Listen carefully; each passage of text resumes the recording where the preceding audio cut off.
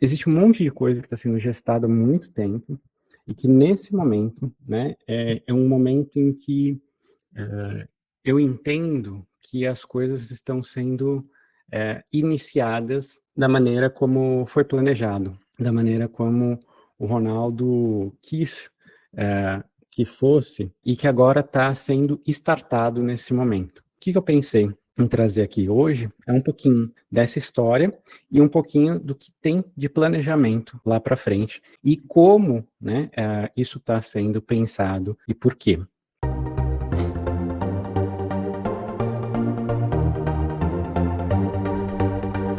Para quem ainda não me conhece, eu venho de uma família bastante simples e que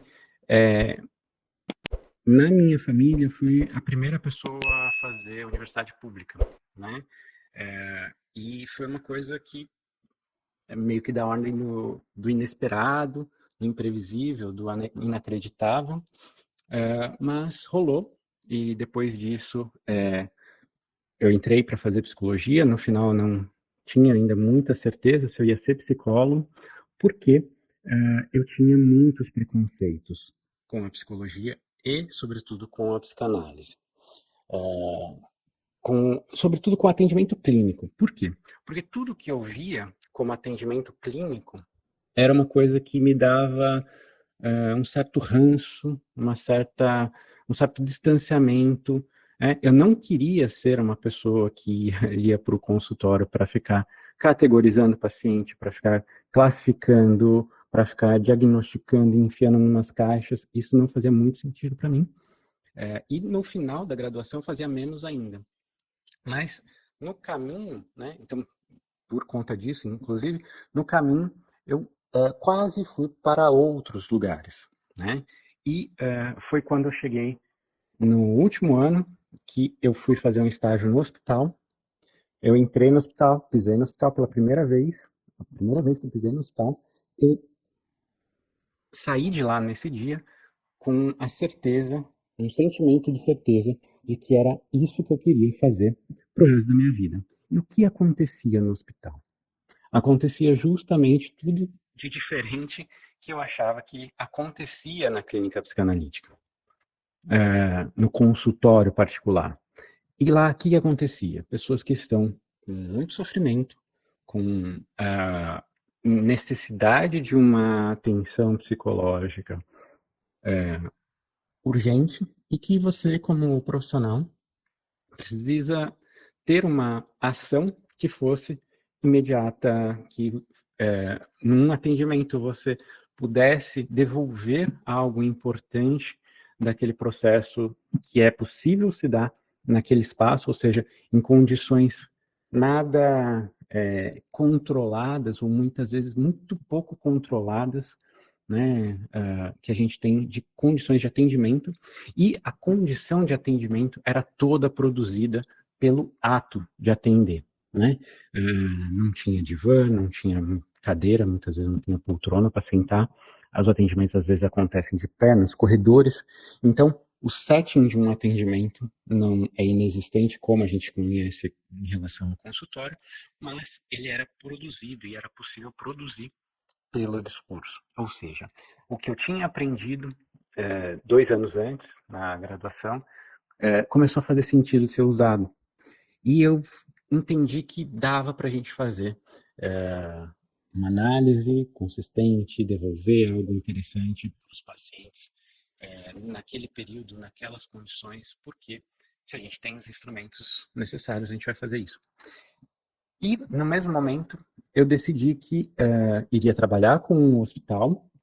Então, em princípio, eu não tinha intenção de ser um analista de consultório, mas trabalhar com um hospital e queria continuar estudando isso, porque como eu comecei a gostar, eu comecei a procurar muita coisa e vi que tinha muita coisa a ser construída nesse ambiente, porque faltava justamente aquilo que eu tinha mais me dedicado durante a graduação, que foi estudar a análise institucional, que foi estudar a parte dos processos grupais, né, como que os grupos e as instituições elas se organizam e o que está envolto, que é como a gente cuida desses tipos de outras situações, né, que não aquela específica do consultório particular. E aí eu fui fazer meu mestrado já com essa intenção de produzir conhecimento, de trabalhar com disseminação de conhecimento, produção e disseminação de conhecimento, né, transmissão de conhecimento. E acontece que por vários percalços, né, eu fui tendo muita dificuldade de manter esse sonho. Então eu fiz o meu mestrado, e houveram uma sequência de acontecimentos que eu conto no meu livro, eu conto, né, no meu livro que é a publicação do meu mestrado, então eu conto algumas coisas lá. Tem alguns outros vídeos meus também que eu conto um pouquinho desse percurso e desses percalços, mas em resumo, em síntese, foi uh, um, um, uma sequência de atos de desobediência da minha parte que foram fazendo com que foi se tornando impossível, inviável. E o que eram esses atos de desobediência? Eram atos que não se submetiam a justamente aquilo que tudo que eu não queria ser, né? Ou seja, eu fui encontrando pelo caminho pessoas que queriam que eu me submetesse a justamente tudo aquilo que não fazia sentido para mim me submeter e que era justamente o que fazia eu pensar que eu não queria ser psicólogo, muito menos psicanalista na época. Então, foi um processo longo que demorou um tempo de luto mesmo, né? Poxa, não vai ser possível, não vai ser possível, até que também por outros caminhos eu acabei caindo no consultório. Quando eu cheguei no consultório, foi como uma derrota para mim. Eu acho interessante poder falar disso aqui. Acredito que muitos de vocês veem o consultório como uma coisa muito bacana. Hoje eu vejo como uma coisa muito bacana, uma coisa muito, muito legal mesmo. Na minha vida, eu digo que a melhor coisa que aconteceu na minha vida foi cair, né, lá no consultório, desembocar no consultório. E o que aconteceu? Quando eu cheguei no consultório, eu, por nunca ter investido, né, de trabalho, de atenção, de querer aquilo, eu não tinha nenhuma condição de ter o consultório como fonte de renda, né? Também já contei, acho que para quem estava na jornada, não me lembro, deve saber, mas eu cheguei no consultório sem nenhuma fonte de renda externa, nenhuma outra, né? Eu decidi que eu não iria mais procurar trabalho em nenhum outro hospital, nenhuma outra instituição de saúde, e também não iria para nenhuma outra instituição de educação, por exemplo, numa universidade, dar aulas, não iria me submeter mais, mas que eu trabalharia única e simplesmente, diretamente com os beneficiários da minha prática. Então, eu viveria desta forma. E aí que eu cheguei no consultório. Eu viveria somente de quem vai ser a fonte da minha renda, não vai ser um patrão que vai dizer para mim o que eu tenho que fazer, o que eu não tenho que fazer, mas a pessoa que é beneficiária do que eu faço.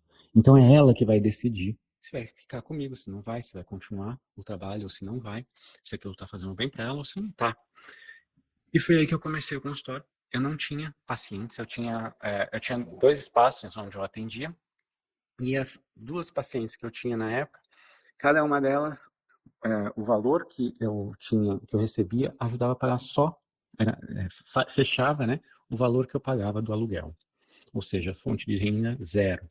E do último trabalho que eu estava, eu tinha 3 meses, com o dinheiro todo da rescisão e tal, no total davam 3 meses de muito aperto, mas que eu poderia ficar sem nenhuma renda. E eu tive que levantar meu consultório em 3 meses. E o que eu fiz? No primeiro mês, foi todo o dinheiro que estava destinado. No segundo mês, foi só metade, então já comecei a ter ali a entrada de algum paciente, alguma renda que estava vindo. E no terceiro mês, eu já não precisei usar nada da minha reserva que eu tinha feito para nunca mais ter que me submeter àquilo que eu não acreditava. Então é por isso que eu comecei dizendo que um sonho vem se realizando. Porque no momento em que eu percebi que era possível sobreviver no consultório, que eu nunca mais ia precisar prestar contas do que eu faço para pessoas que foram formadas e formatadas numa coisa que eu não acreditava, que não fazia o menor sentido para minha vida, que eu preferia não ser psicólogo se eu fosse fazer isso. Foi o primeiro ponto de liberdade, o primeiro passo de liberdade. Mas aí tinha o segundo, que era, tá, eu vou ensinar isso, beleza. Como é que eu vou ensinar isso? E eu continuei ensinando, né? Eu digo que eu ensino a análise do discurso há 15 anos, né?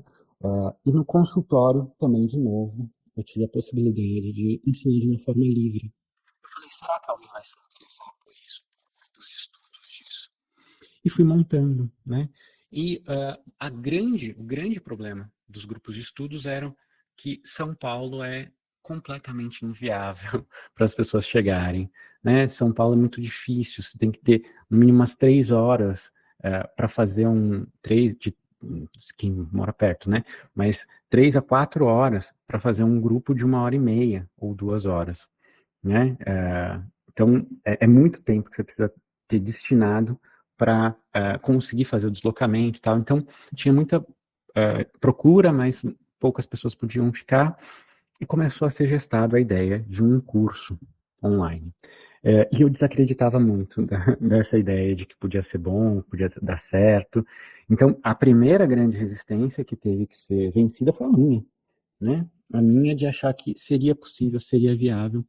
E é isso que eu comecei a estruturar isso em 2019. Né? Em 2019 começou a ganhar corpo, e a primeira turma veio do curso online, veio a acontecer no ano passado, nessa mesma época que vocês estão aqui agora. Nessa época do ano passado, a gente lançou o curso online e ainda ele estava em processo de se finalizar, né? E que esse processo finalizou-se agora, né? Eu, há 2 meses atrás, há 2 meses, não, acho que menos até, não, 1 mês e meio, eu finalizei o último encontro, a edição total, completa do último encontro. E a turma que entrou finalizou nesse período, né? Então, o curso, ele ficou completamente redondo agora.